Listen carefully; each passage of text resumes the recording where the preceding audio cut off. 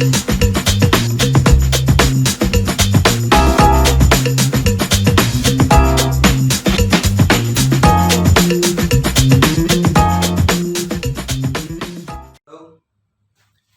pada kesempatan ini setiap kita mengalami satu jamahan Tuhan. Dimanapun kita berada, anugerah Tuhan mengalir dimanapun kita berada pada saat ini. Biarkan kita meneduhkan hati di hadapan Tuhan, dan biarkanlah rohnya menjamah hati kita, memberikan firman dalam batin kita dan mengenyangkan kita. Dan hidup kita di hari-hari terakhir ini kenyang dengan kebaikan dan kemurahan Tuhan. Amin. Bapak, Ibu, Saudara, pada kesempatan ini saya ingin membahas tentang roh Absalom. Jangan melayani dengan roh Absalom. Siapa Absalom? Kita tahu Absalom adalah anak dari Daud. Dia adalah anak yang terluka. Anak yang terluka menjadi anak yang berbahaya. Hati-hati dengan luka kita. Hati-hati dengan luka yang kita anggap selesai, ternyata tidak selesai. Jangan anggap bahwa luka kita biarkan itu akan sembuh sendiri. Ya, memang ada luka yang bisa sembuh dengan sendiri, tetapi ada luka yang tidak bisa sembuh dengan sendirinya. Tuhan ingin menjamah hati kita. Tuhan ingin melakukan sesuatu dalam batin kita supaya hati kita siap untuk mengalami jamahan Tuhan. Bahkan biarkan Tuhan membuat luka baru dalam hati kita. Supaya apa? Luka lama yang kelihatannya sudah sembuh, luka lama yang kelihatannya sudah tertutup dengan kulit baru, atau mungkin luka lama yang sudah terbalut dengan perban, dan perban itu sudah begitu melekat dengan luka itu, tapi diam-diam luka itu sebenarnya belum sembuh. Dan apa yang dimaksud dengan roh Absalom? Roh Absalom ini adalah orang yang terluka yang melayani dalam gereja Tuhan. Orang-orang seperti Absalom yang diam-diam menghunuskan belatinya untuk menusuk baik kepada Amnon maupun kepada Daud. Dia melakukan sebuah tindakan yang memberontak, yang menggembosi dari dalam, yang menghancurkan dari dalam, yang membuat sesuatu gerakan dari dalam untuk menghancurkan kepemimpinan yang ada. Dan hari ini gereja lemah karena orang-orang yang melayani memiliki roh Absalom. Bapak, Ibu, Saudara yang saya kasihi, betapa pentingnya hati kita kalau hati kita dijamah Tuhan menjadi sembuh. Jarang ada orang yang tidak pernah terluka, itu jarang. Bahkan tidak ada.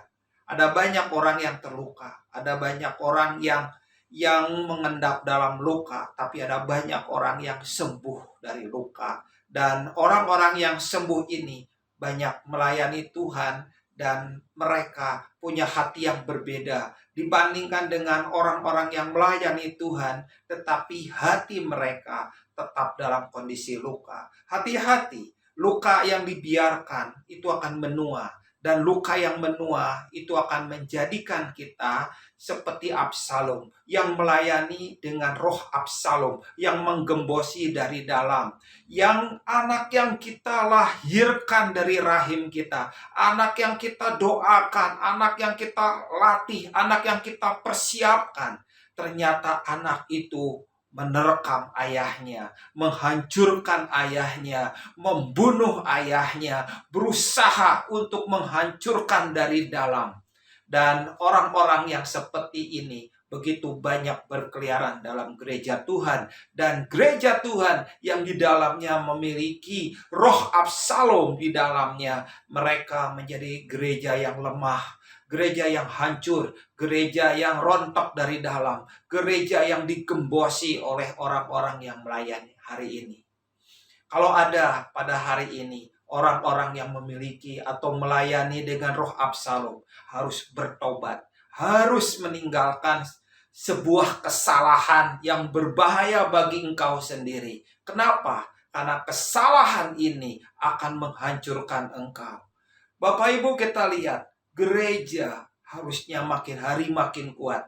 Gereja harusnya makin hari makin bersinar, makin mengeluarkan kemuliaan Tuhan. Tetapi kalau hari ini gereja makin buram, itu karena di dalamnya ada roh Absalom yang penuh gosip, penuh dengan intrik, penuh dengan persaingan, penuh dengan tindakan-tindakan dari dalam menggembosi, dari dalam menghancurkan, dari dalam menjelek-jelekan, dari dalam memfitnah, dari dalam membuat citra para pemimpinnya rusak. Dan orang-orang seperti ini harusnya diusir keluar supaya mereka tidak di dalam gereja itu.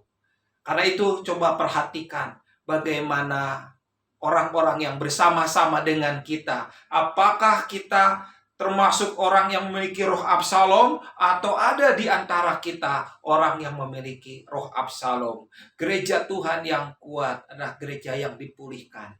Gereja yang kuat adalah gereja yang hidup di dalam pengampunan, hidup di dalam kasih, hidup di dalam anugerah, hidup di dalam kebersamaan, hidup dalam persekutuan yang makin kuat. Tapi gereja yang lemah, di dalamnya ada roh Absalom yang berkeliaran, yang menusuk, yang menghancurkan, yang menggembosi dan menikam dari dalam.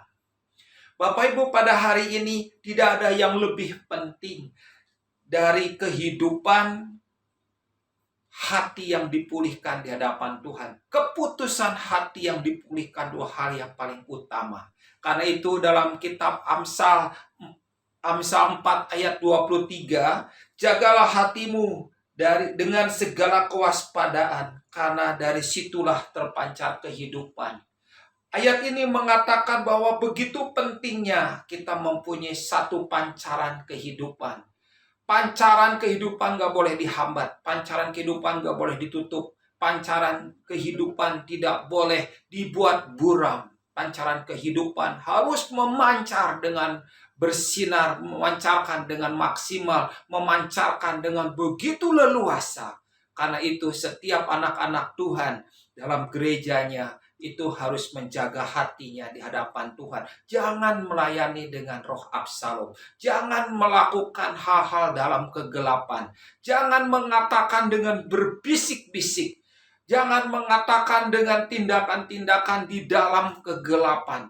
Hal itu akan merusak apa yang sudah dibangun Tuhan di dalam gereja itu.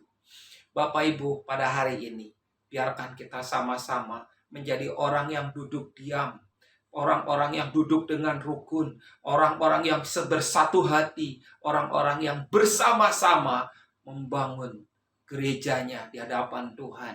Tiap orang punya kelemahan, tiap orang punya kekurangan, dan siapapun kita pasti punya kelemahan dan punya kekurangan. Hal yang paling penting bukan berapa banyak atau berapa sedikitnya kekurangan dan kelemahan kita, tetapi maukah kita bersama-sama dengan rekan-rekan sekerja bergandengan tangan membangun pekerjaan Tuhan, membangun kerajaannya, membangun jiwa-jiwa yang hari ini harus kita layani, harus kita topang, harus kita bangun, harus kita ayomi, harus kita balut luka mereka, harus kita beri makan mereka, harus kita pimpin mereka, dan harus melatih dan menyiapkan mereka menjadi pasukan Tuhan. Dan roh Absalom pasti akan mengembosi. Dia tidak akan bersama-sama. Dia akan bersama-sama dengan orang-orang yang sejenis. Tetapi orang yang bersama-sama membangun tidak akan pernah punya roh Absalom. Mari Bapak Ibu, jangan biarkan luka itu mengendap. Luka itu dimulai dengan kecewa. Jangan biarkan kecewa itu menghancurkan hati kita, menghancurkan pekerjaan dalam batin kita. Jaga hati kita, jaga dengan segala kewaspadaan supaya kita tetap memancarkan kehidupan. Jaga hati kita dengan segala kewaspadaan. Jangan merusak apa yang Tuhan bangun dalam batin kita. Supaya apa? Kehidupan ilahi memancar dari hidup kita. Saya ingin mengajak berdoa untuk Anda semua pada saat ini. Bapa Surgawi, biarkanlah kami semua hidup dalam anugerah Tuhan.